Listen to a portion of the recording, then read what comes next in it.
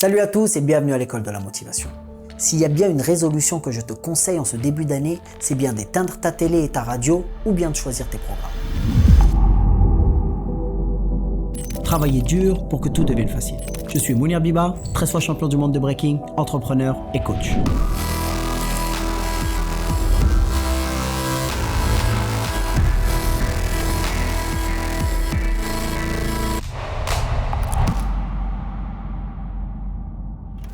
À force qu'on dise à un enfant qu'il est bon à rien, il finit par le croire et grandit rêvaplégique.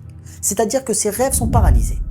À force qu'on t'impose un climat anxiogène et qu'on te rabâche à longueur de journée que c'est la crise, tu finis par le croire et tu vis à ton tour paralysé par la peur. En période de crise, la tendance est à l'économie. On compte chaque dépense et on optimise au maximum. Fini la grande vie, ça c'était les 30 glorieuses. On est depuis longtemps entré dans les 50 merdeuses. Maintenant les pauvres se battent sur une promo de pâte à tartiner. Tu me diras que faire des économies c'est une bonne chose. Oui, sauf que cela comporte un risque majeur. Pourquoi cherchons-nous à faire des économies plutôt qu'à gagner plus? Je ne pousserai jamais personne à devenir riche. À vrai dire, je ne supporte pas tous ces faux messages qui poussent chacun vers la réussite par le seul prisme de la richesse. Ce qui ne signifie pas qu'il ne faille pas être ambitieux, bien au contraire. La main qui donne, c'est meilleur que la main qui reçoit.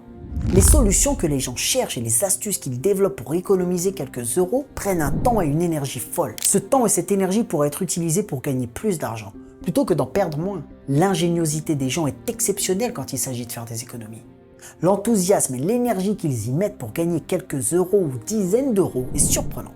Je te garantis que si tu mettais toute cette force et cette bonne intelligence au service de gagner plus, on ne parlerait plus de quelques dizaines d'euros, mais de quelques dizaines de milliers d'euros. Je ne dis pas qu'il ne faut pas faire d'économies, mais les économies sont limitées et on ne pourra jamais économiser plus que ce que l'on gagne.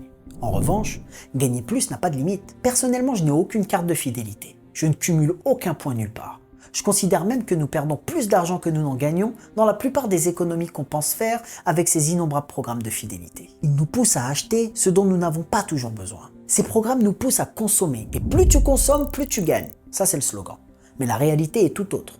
Lors d'une promotion à 15 euros sur un achat à 50 euros par exemple, tu ne gagnes pas 15 euros, tu perds 35 euros car c'est un achat que tu n'aurais sans doute jamais fait sans la promotion.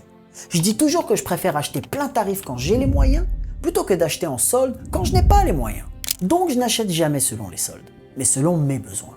S'il y a une offre au moment de mon achat, elle est la bienvenue. Mais faire un détour de 10 minutes pour mettre de l'essence à une station qui est à quelques centimes moins chère de celle sur mon chemin, c'est contre-productif. C'est une économie de 2-3 euros sur un plein. Le détour coûte plus cher.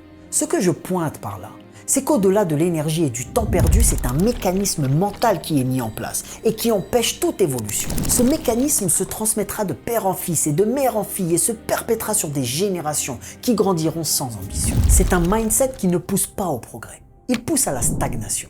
Et toute stagnation dans un monde qui bouge, c'est de la régression. Si tu vis comme un riche, tu dépenses de l'argent.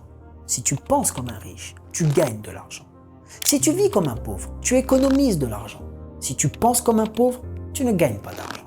Qu'est-ce qui met réellement du beurre dans les épinards? C'est de dépenser moins ou de gagner plus? Faisons chacun un pas vers l'autre.